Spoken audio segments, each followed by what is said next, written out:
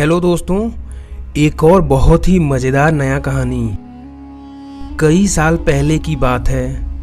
एक जंगल में कुछ सैनिक खजाने के तलाश में तेजी से आगे बढ़ रहे थे। लेकिन तभी अचानक रास्ते में उनको एक जादूगर दिखता है। वह वहां से पुकार रहा था, रुक जाओ, इसके आगे मत जाओ, बहुत खतरा है इसके आगे। तुम सब यहाँ से अब वापस लौट जाओ, इसके आगे बहुत खतरा है, इसके आगे मत जाओ, नहीं तो कोई भी जिंदा नहीं बचेगा, वापस लौट जाओ। एक सैनिक बोला, हमको जाने दो, हमारे रास्ते से हट जाओ, नहीं तो तुम भी मारे जाओगे, हमें जाने दो, हटो रास्ते से। वह सभी सैनिक उस जादूगर का बात नहीं मानते हैं और अपना घोड़ा लेके आगे निकल जाते हैं। वह अपने घोड़े को लेकर तेज रफ्तार से जंगल के अंदर जा रहे थे, लेकिन उन्हें नहीं पता था वहाँ पर एक बहुत ही बड़ी शैतान परी रहती थी और वह बहुत ही खतरनाक थी। तुम्हारा ही इंतजार था, कहाँ जाओगे बचकर। वह परी उनका पीछा कर लेती है। वह बहुत डर जाते हैं और बहुत तेज रफ्तार से जान बचाने का सोचते हैं, लेकिन सिर्फ एक ही सैनिक बचता है और वह जाकर उस जादूगर से कहने लगता है, मुझे बचा लो उस परी से, वह तो बहुत खतरनाक है, उसने मेरे सभी साथियों को मार दिया, मुझे बचा लो। वह जादूगर उस परी के आने का इंतज़ार करता है। जैसे ही वह परी करीब आती है, वह अपने जादू का इस्तेमाल करके उसको एक जादुई बोतल के अंदर कैद कर लेता है और वह परी उसके अंदर बहुत गुस्से में होती है। अगर मैं चाहूँ तो तुमको एक ही बार में मार सकता हूँ, पर मैं चाहता हूँ कि तुम इस बोतल के अंदर तड़प तड़प के अपनी पूरी ज़िंदगी काटो।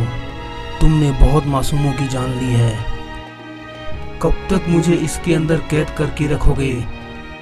एक ना एक दिन मैं वापस आऊँगी, मैं ज़रूर वापस आऊँगी, तुझसे बदला लेकर रहूँगी मैं। वह जादूगर उस जादुई बोतल को समुद्र के अंदर उठाकर फेंक देता है।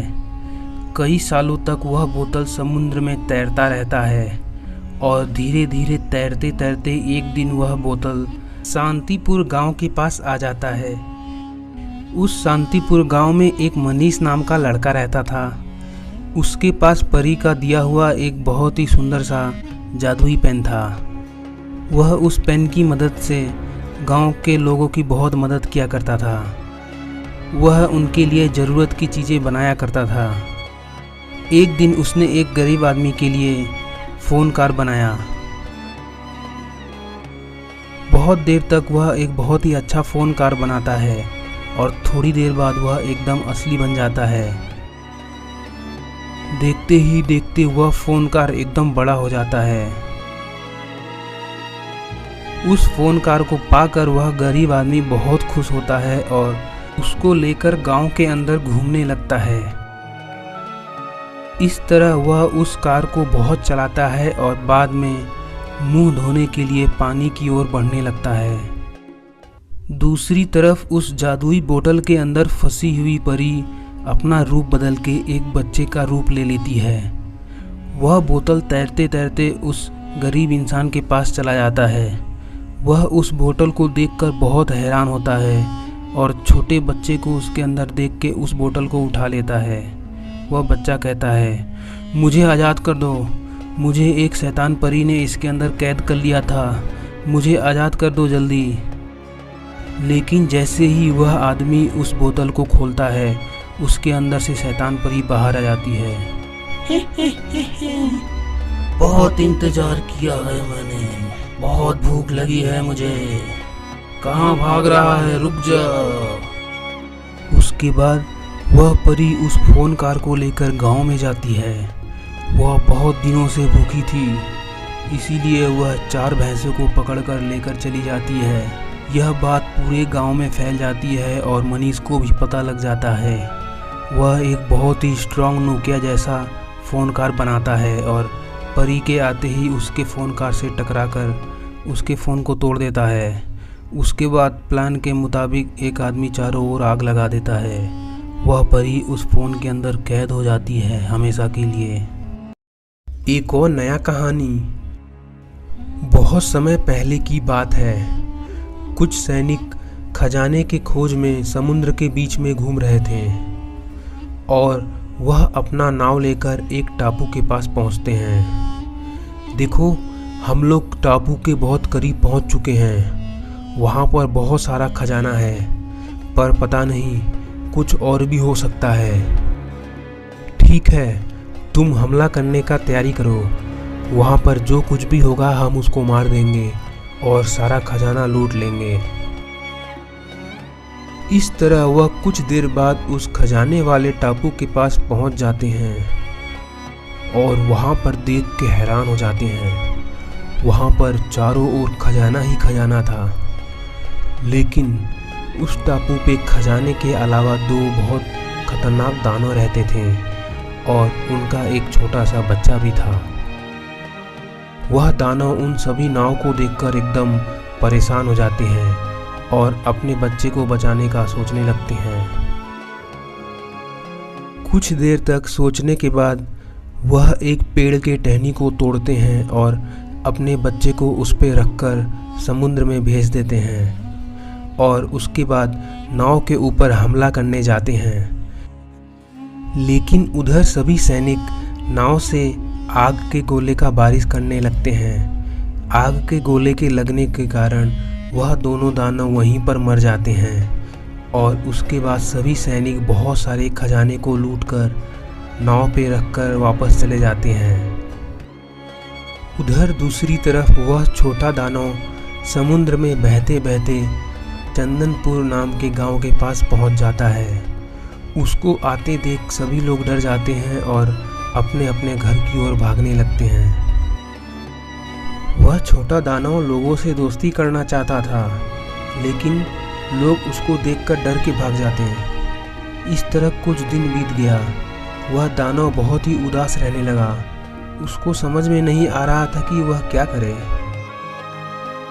इस तरह कुछ दिन बीत गया और वह दानव किसी पे भी हमला नहीं किया करता था, इसीलिए गांव वाले उससे डरना भूल चुके थे। लेकिन वह दानव वहाँ पर कई दिनों तक रहा और उसे कुछ समझ में नहीं आया कि वह क्या करे। तभी एक दिन मनीष नाम का लड़का उस दानव की ओर बढ़ने लगा और मनीष उस दानव से आकर बात करना चाहता था, लेकिन उसकी बात सुनकर वह दानव कुछ समझ नहीं पाया। मनीष उसको बहुत समझाने की कोशिश करता है, पर वह दानव समझ नहीं पाता।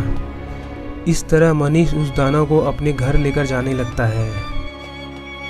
मनीष के पिता उस दानव को देखकर मनीष से कहने लगते हैं, देखो बेटा, यह दानव लगता है कहीं दूर से आया है। जब तक इसका ठिकाना पता नहीं चल जाता तब तक ये हमारे साथ रहेगा।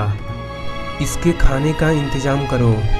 उसके बाद मनीष उस दानव को बहुत कुछ लाकर देता है, लेकिन वह दानव सेब बहुत चाव से खाया करता था। इस तरह कुछ दिन बीत गया और उसी गांव के पास एक बहुत ही खतरनाक नाग घूम रहा था।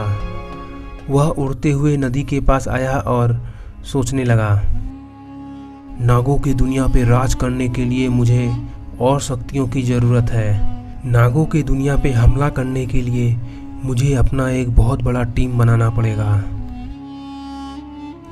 उस नाग को उस छोटे दानव के बारे में पता लग जाता है और वह नाग कहने लगता है, इस दानव को पहले बड़ा बना देता हूँ, उसके बाद अपने वश में कर लूँगा।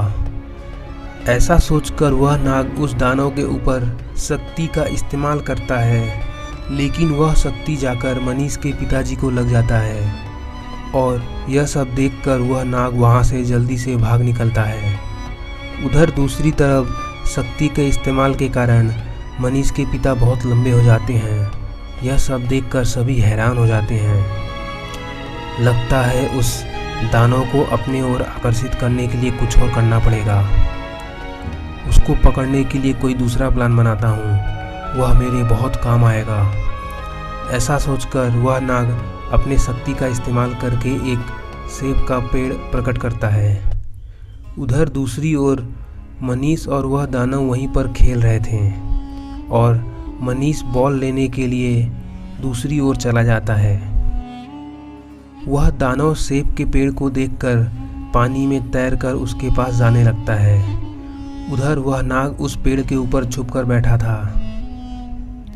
यह सब मनीष के पिता देख लेते हैं और एक भाला लेकर उस नाग के ऊपर हमला कर देते हैं। उस नाग के ऊपर वह भाला लगते ही वह नाग वहीं पर मर जाता है और वह लोग सेब लेकर घर चले जाते हैं।